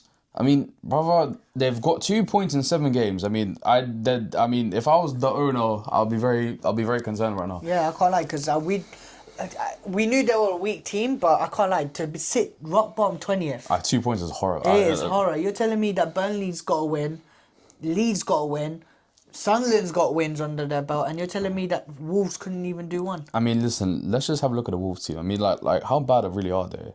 I mean, well, yes, Sam Johnston, they've got whatever his name is, Bueno, whatever his name is, another Bueno. They've got 2 Kinder Buenos. What are you saying? Twin pack. God. Thank you. Good one. Yeah, Andre Gomez. Yeah. Oh God. Yeah. And that's 2 players, not 1. Yeah. Hwang Hee-chan. Yeah. Hwang Hee-chan, Menetzi, Arias, and last week's probably gonna leave it at the end of the season. Yeah. So yeah. Not the best team. Wolves. It was nice knowing you. Enjoy Rotherham away next year, man. Salam alaikum. Yeah, ma salama. And the final game that we're going to talk about. Oh, yes. And we saved the best till last of the smaller games because there is one talking point and one talking point only that I want to talk about. Hey, Bournemouth versus Fulham, 3-1. I mean, Bournemouth, man. I mean, hold on, where are Bournemouth in the table? 4th place, man. But Bournemouth, 2 points. Hey, listen. I mean, it could be my gaffer as well. But he's done a great job at Bournemouth, man. And to lose Huijsen, to lose Kirkes, the whole back line basically. Yeah, to lose Senesi and all the. No, not Senesi. Called who did it? What's that? Zabania? Try again. Let's just say it while they're embarrassing me in front of millions. Zabani, that's it. I just added the accent because just. Zabani, yeah. Yeah. Freaking the language and wardrobe. Yeah, good one. Yeah, but they lost a lot of. They lost a few of their players, and still managing to. They're in the top 4 right now. Yeah, but there's one man that I want to talk about. Arguably, okay, I'll probably say the 2nd most informed player in the league right now, apart from Haaland. Yeah, right? Yeah. Antoine Semenyo. Brother, this guy's been on. Is he the best non-toxic top 6 player in the league? That is a question for you. Probably. And what are you saying? 80 million? If I'm Bournemouth, I'm running up. I'm saying 100, bro. Listen, bro. If he, I would love Semenyo, man, at Chelsea. Listen. 7 games. In 7 games, he's got 6 goals and 3 assists. Oh, imagine him on the left, Esteban on the right. Oh my God! Listen, all Chelsea, I'm saying is that I'll pay whatever you want. If he carries his form on, right? Say he carries on to the end of the season, ends up with let's say, I don't know. Let's say 18 goals. Let's say 18 goals. Let's say 18 goals and like 7, 8 assists. Yeah. bro, he's looking at a big move. Yeah. And I'm not talking about, like Spurs, United level. I'm talking about Man City, Liverpool, yeah. Arsenal. I'm talking about them proper big teams. I mean, City could really use him.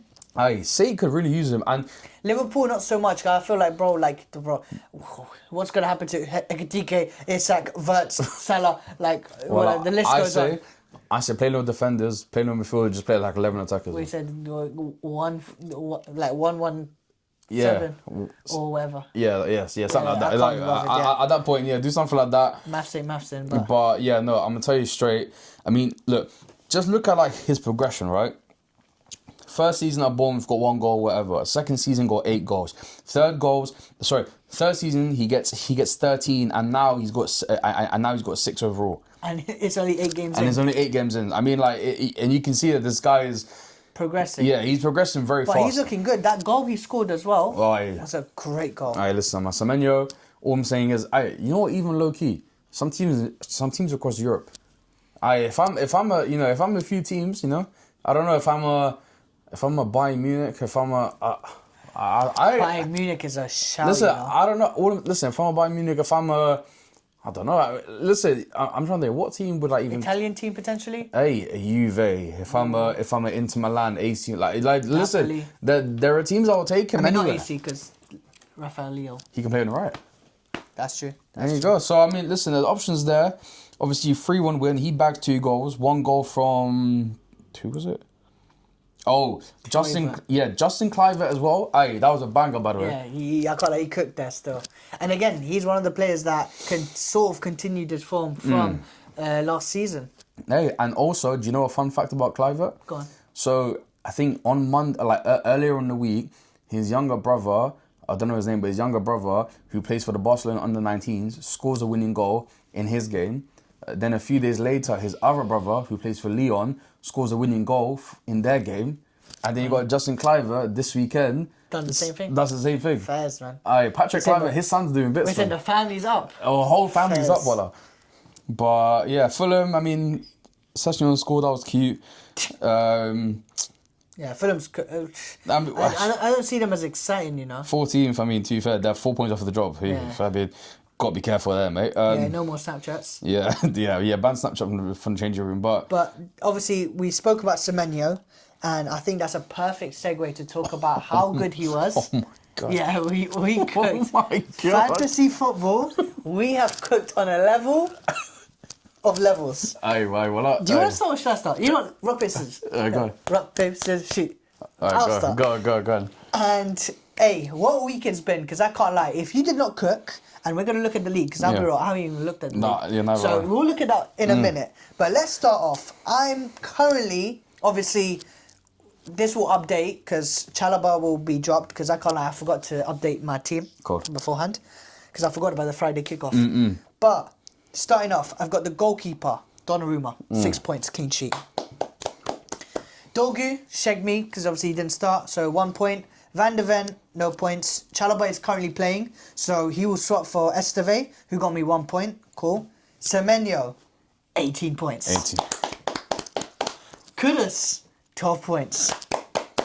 Xhaka, 3 points. I got Declan Rice with 11 points. I can't lie. I'll take that. Salah, might be, it's time to go. Yeah, it's not looking great for him. João Pedro as well. Can't lie, I feel sorry for him, but 2 points.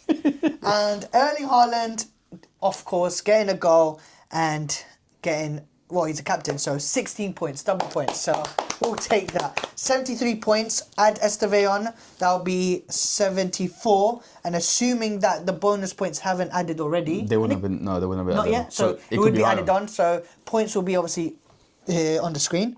But yeah, what a great week. Hey. What about yourself? So I finished the week on 71 points. Obviously, I've still got bonus points pending, but 71 points. I'll start. So obviously, I've got Donnarumma 6 points in goal.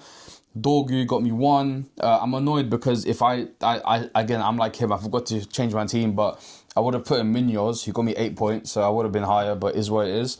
Diouf got me 3. Pedro Porro got me 7. Kudus got me 12. Salah 2. I'm probably going to get rid of him at some point.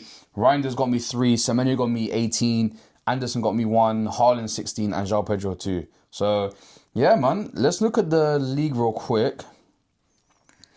I can't lie to you, brother. I think it's just me versus you at this point. Yeah, it is, to be fair. But you know what? One person who has actually done well Fuck this it. week. What's happened there? Jiggator. Right, let's give it a Hey, clap. hold on. What's happened there, mate? Yeah. 82. What the hell's Yeah, because he got Urian Timber. He's got Kudus Semenyo, Jack Grealish, Haaland. I mean, the Jack Grealish or the Timber shout was the one. Fuck. But yeah, mate. I can't like, yeah, he did cook. But guess what? He can cook, but he's at the bottom, you know. Yeah, he's bottom half of the table. Yeah, let's be real. he's still 7th. But yeah, bro, I think it's just a me new tinkle. It's a 2-horse race, and I can't lie. Let's see, Faisal, what did he do? 60 points. Yeah, it's cute. Yeah, nothing special. Next, and pick up the phone, brother. Then you got Khalid, 69. Okay, to be fair, he's done alright, to be fair. That's right, yeah. 69 points. But I can't lie, if you didn't do well this week, then it stinks. And Salah, he's given up. Yeah, he given up. And then Kofi, 64. Okay.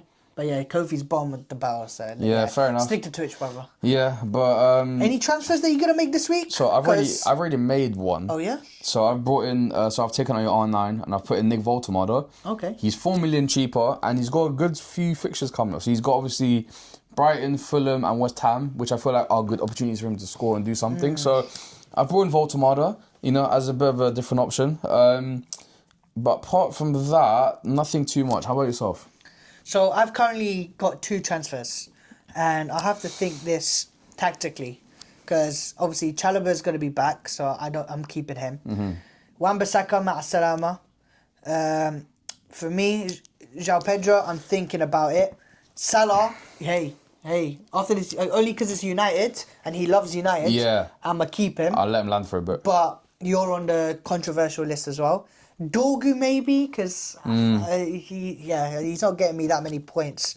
But apart from that, I mean, the fixtures aren't looking that great, because obviously Chelsea got Nottingham Forest, which I don't mind. Yeah. Haaland, Man City are playing Everton. Yeah. And again, it's not going to be an easy fixture. So I don't know. Arsenal and Fulham, I mean, not the best fixture as well. Or they should win, but let's be honest, it's not going to be a thumping. No. I think Tottenham could cook Aston Villa, Yeah. and then Emery, he can turn up. Yeah, so they've been on form.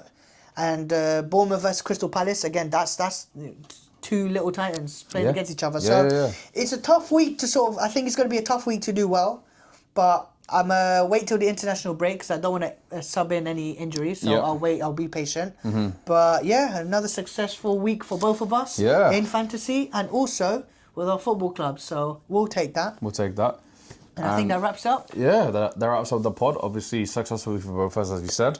And obviously, international break.